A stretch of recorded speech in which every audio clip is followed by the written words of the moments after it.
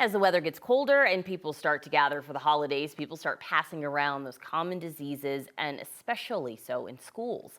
Our 90s health expert, Dr. Paul Coley, joins us now to talk about what you need to know to keep you and your family, your kiddos from getting sick. So let's start with hand, foot, mouth. This went, both of my kids had it, and it is a gnarly disease. It is gnarly, ladies, and it is really common. So one of the most common viral illnesses under the age of 5 and under the age of 10. They say most kids by the age of 10 have had it at least once, if not multiple times. And so let's talk about it. It's caused by a family of viruses called enterovirus.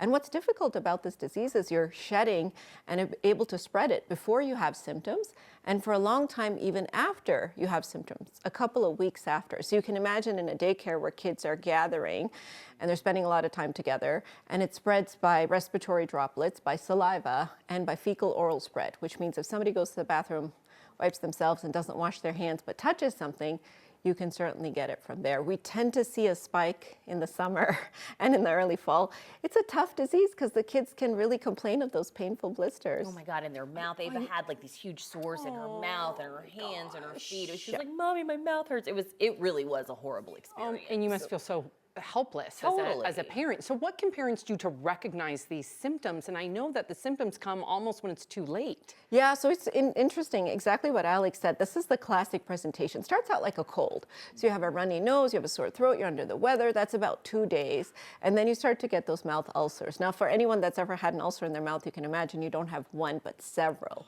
So sometimes kids will refuse to eat, refuse to drink, start drooling. And then you can get that characteristic rash on the hands and the feet. This is a blisters. They're not itchy, but they can be very painful and tender. And those blisters are also infectious. So if they rupture, they can actually also spread the virus too. So that can happen. And then they can shed it in their stool for up to 2 weeks after. Oh, wow. So even after all that stuff clears, the rash is gone, it's really important for mom and family members to make sure they wash their hands, especially if they're sharing the same bathroom. But a tough disease, and we don't really have any treatments for it. It's so common. I have a question that I've been dying to ask you, because now we live in a 2-kid household.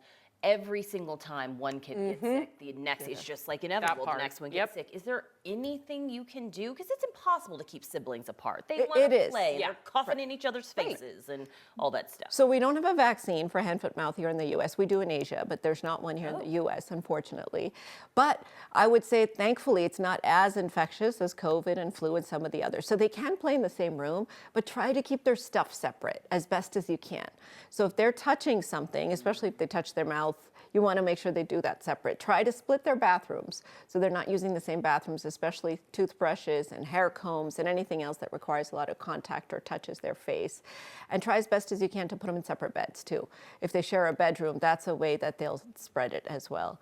The parents also need to be really careful, and you need to think about how to, make sure that if you are coming into contact with the child that's sick, that you're not touching your face, washing your hands, doing all the things we talked about. Okay, so we're going to now move on to something else that's popping up in different schools right now. Head lice. Okay, so what do we need to know about them? How do you even get them?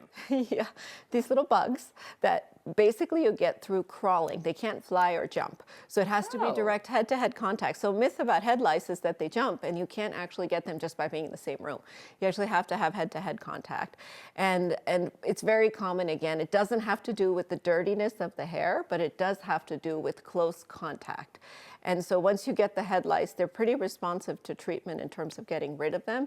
But if you're sharing combs, if you have your hair down, if you're a little girl that has your hair down, they're more likely, if you come close to someone else to touch, go to daycare, you could share a jacket or share a comb. They can live on surfaces, obviously, for 48 hours.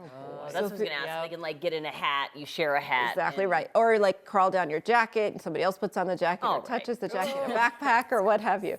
But if you have them, the good news is that you don't need to burn everything at home. You just need to tie up everything for 48 hours. So like, let's say the kid played with a stuffed toy and you can't wash the stuffed toy, just put it in a bag for 48 hours. Or of course the bed sheets and such, you do want to wash those in hot water, any utensils, any hair combs. And the way you get rid of them is by putting in the shampoo and you have to do that twice. So first time and then again a week later.